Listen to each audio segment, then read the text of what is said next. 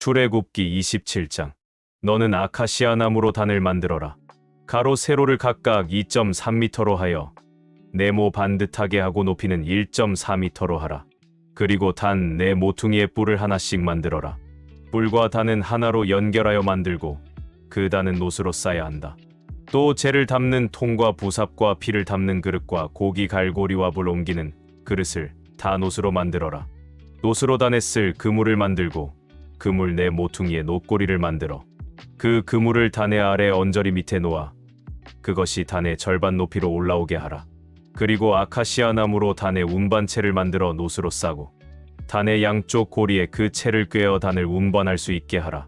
그 단은 내가 산에서 너에게 보여준 양식에 따라 널빤지로 속이 비게 만들어야 한다. 너는 고운 못이 포장을 둘러 성막들을 만들어라.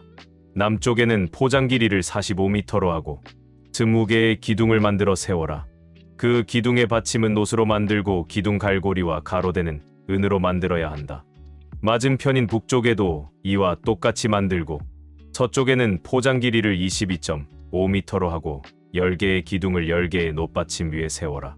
그리고 출입구를 낼 뜰 동쪽 길이도 22.5m로 하라. 출입구 양쪽에는 각각 3개의 기둥과 받침으로 6.8m 길이의 포장을 쳐라. 그리고 뜰 출입구는 청색, 자색, 홍색 실과 가늘게 꼰 배실로 수놓아 짠 9m 길이의 막으로 만들어라.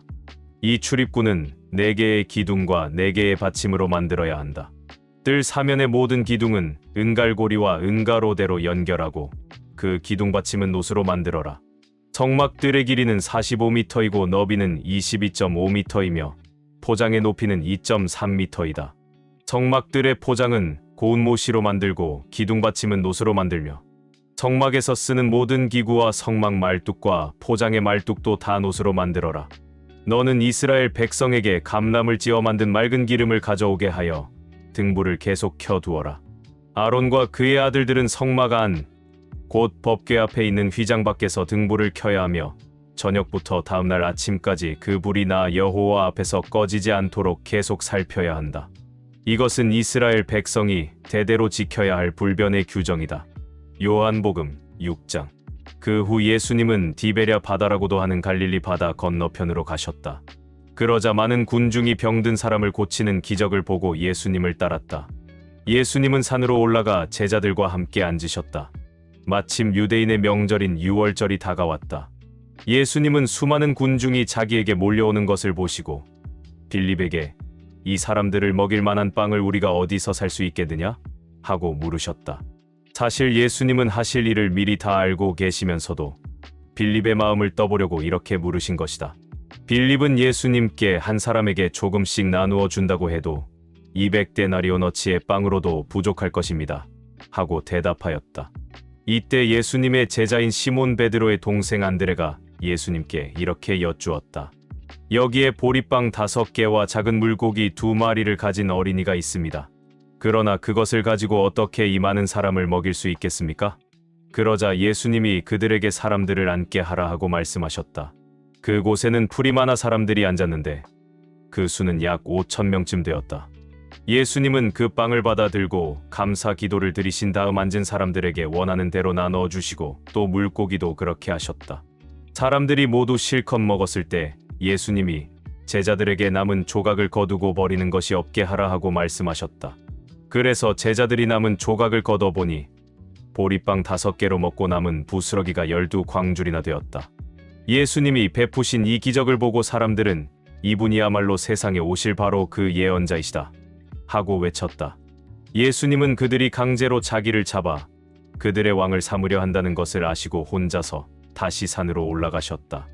날이 저물자 제자들은 바닷가로 내려가 배를 타고 건너편 가버나움을 향해 떠났다. 날이 이미 어두워졌는데도 예수님은 아직 제자들에게 돌아오시지 않았다. 그때 강한 바람이 불어 파도가 일기 시작했다. 제자들이 배를 저어 45km쯤 갔을 때 예수님이 바다 위로 걸어오셨다. 배로 가까이 오시는 예수님을 보고 제자들이 무서워하자 예수님은 그들에게 나다. 무서워하지 말아라 하고 말씀하셨다. 그래서 제자들은 기뻐하며 예수님을 배에 모셔드렸다. 배는 곧 그들이 가려던 곳에 다다랐다. 이튿날 바다 건너편에 남아있던 군중들은 한 척밖에 없던 배로 예수님은 타시지 않고 제자들만 타고 떠난 것을 알게 되었다. 그러나 디베랴에서 다른 배가 몇 척 왔는데 상륙 장소는 주님이 감사 기도를 드리신 후에 군중들이 빵을 먹던 곳에서 가까운 곳이었다. 군중들은 거기에 예수님도 제자들도 없는 것을 보고 배를 타고 예수님을 찾아 가버나움으로 떠났다. 그들은 바다 건너편에서 예수님을 만나 물었다. 선생님, 언제 이곳에 오셨습니까? 내가 너희에게 분명히 말하지만 너희가 나를 찾아온 것은 기적을 보았기 때문이 아니라 빵을 실컷 먹었기 때문이다. 썩어 없어지는 양식을 위해 일하지 말고 영원한 생명을 누릴 때까지 있는 양식을 위해 일하라. 이것이 내가 너희에게 줄 양식이다. 하나님 아버지께서는 나를 인정한다는 도장을 나에게 찍어주셨다. 우리가 하나님의 일을 하려면 무엇을 해야 합니까? 하나님이 보내신 자를 믿는 것이 하나님의 일이다. 그렇다면 우리가 보고 당신을 믿을 수 있도록 당신이 보여줄 만한 기적이 무엇입니까? 당신이 무슨 일을 하겠느냐는 말입니다. 모세가 하늘에서 양식을 내려 그들을 먹였다. 는 성경 말씀대로 우리 조상들은 광야에서 만나를 먹었습니다. 내가 분명히 말하지만 하늘에서 양식을 내려 너희에게 준 것은 모세가 아니다. 오직 너희에게 하늘에 참된 양식을 주시는 분은 내 아버지이시다. 하나님의 양식은 하늘에서 내려온 자가 세상에 생명을 주는 바로 그것이다. 주님, 그런 양식을 항상 우리에게 주십시오. 그때 예수님은 그들에게 이렇게 말씀하셨다. 내가 바로 생명의 빵이다. 내게 오는 사람은 굶주리지 않을 것이며 나를 믿는 사람은 절대로 목마르지 않을 것이다. 그러나 내가 이미 말했듯이 너희는 나를 보고도 믿지 않는다. 아버지께서 내게 주시는 사람은 다 내게로 올 것이며 내게 오는 사람은 내가 절대로 쫓아내지 않을 것이다. 내가 하늘에서 내려온 것은 내 뜻을 이루기 위해서가 아니라 나를 보내신 분의 뜻을 이루기 위해서이다. 나를 보내신 분의 뜻은 그분이 내게 주신 모든 사람을 하나도 잃지 않고 마지막 날에 다시 살리는 그것이다. 사실 내 아버지의 뜻은 아들을 보고 믿는 사람마다 영원한 생명을 얻는 것이다. 그리고 나는 마지막 날에 그들을 다시 살릴 것이다. 예수님이 내가 하늘에서 내려온 빵이다 하고 말씀하셨기 때문에 유대인들이 예수님에 대하여 수군거리며 이 사람은 요셉의 아들 예수가 아니냐? 그의 부모를 우리가 다 아는데 어떻게 하늘에서 내려왔다고 하는가? 하였다. 그래서 예수님이 그들에게 이렇게 말씀하셨다. 너희는 서로 수군거리지 말아라.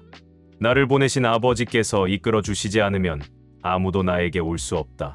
그리고 오는 그 사람은 내가 마지막 날에 다시 살릴 것이다.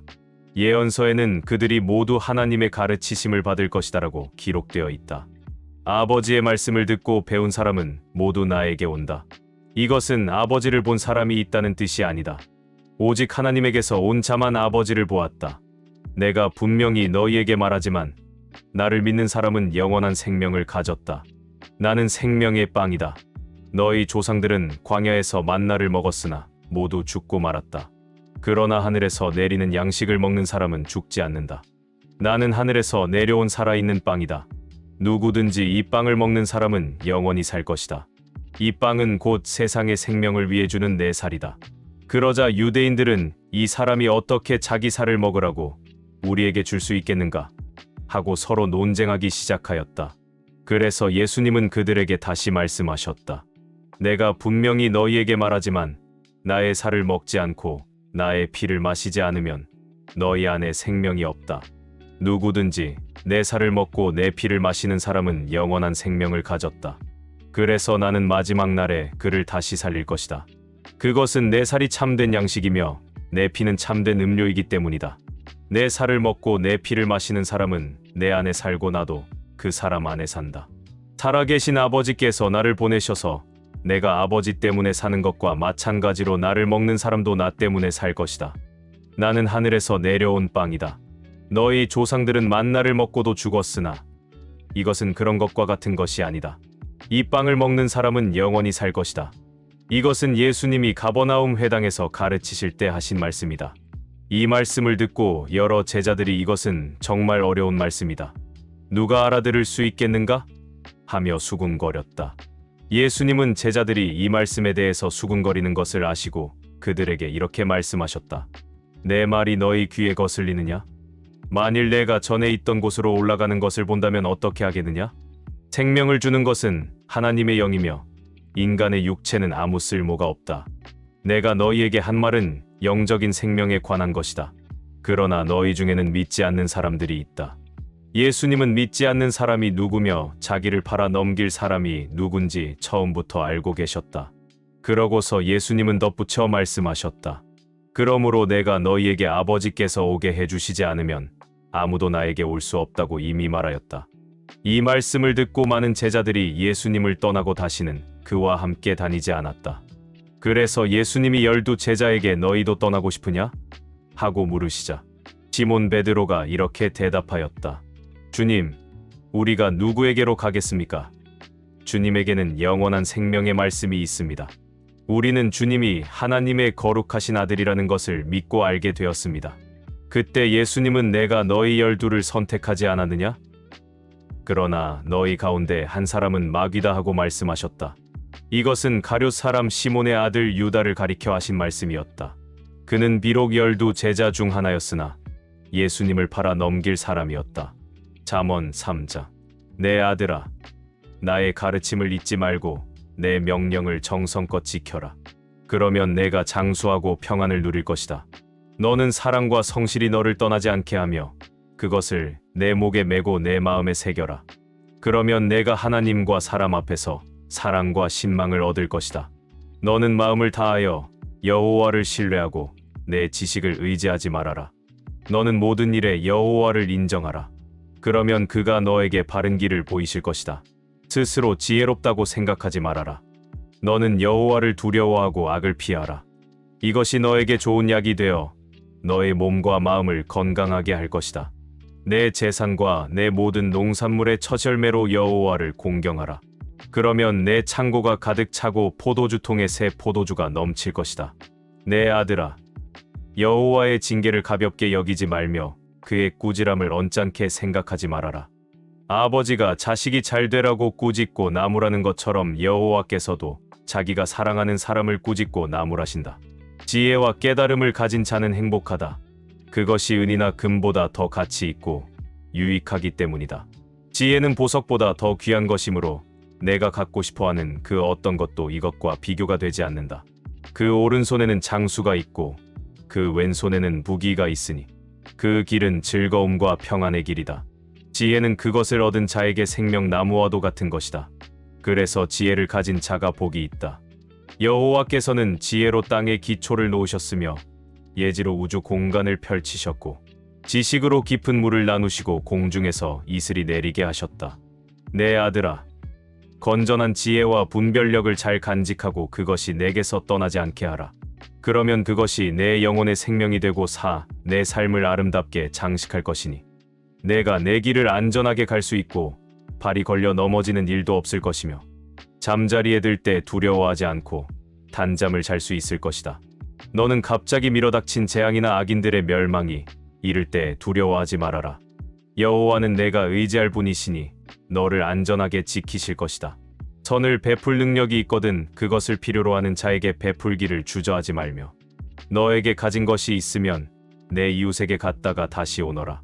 내일 주겠다라고 말하지 말아라. 너를 믿고 사는 내 이웃을 해하려고 계획하지 말며 남이 너를 해하지 않았거든 이유 없이 다투지 말아라. 난폭한 자를 부러워하지 말며 그의 어떤 행동도 본받지 말아라. 여호와께서는 악한 자를 미워하시고 정직한 자와 친근히 하신다. 악인의 집에는 여호와의 저주가 있으나 의로운 자의 집에는 축복이 있다. 여호와는 거만한 자를 비웃으시고 겸손한 사람에게 은혜를 베푸신다. 지혜로운 자는 영광을 얻을 것이나 미련한 자는 수치를 당할 것이다. 갈라디아서 2장. 그로부터 14년 후에 나는 바나바와 함께 디도를 데리고 다시 예루살렘으로 올라갔습니다. 나는 하나님의 계시를 받고 예루살렘에 올라가 내가 이방인들에게 전파하는 기쁜 소식을 공식 석상에서 전하였고 지도자들에게는 개인적으로 설명했습니다. 그것은 내가 과거에 한 일과 현재 하는 일이 헛되지 않을까 염려해서였습니다. 나와 동행한 디도는 그리스 사람이었지만 억지로 할례를 받으라고 강요하지 않았습니다. 내가 이렇게 한 것은 몰래 들어온 거짓 형제들 때문이었습니다. 그들은 몰래 들어와 그리스도 예수님 안에서 우리가 가진 자유를 엿보고 우리를 다시 율법의 종으로 삼으려고 했습니다.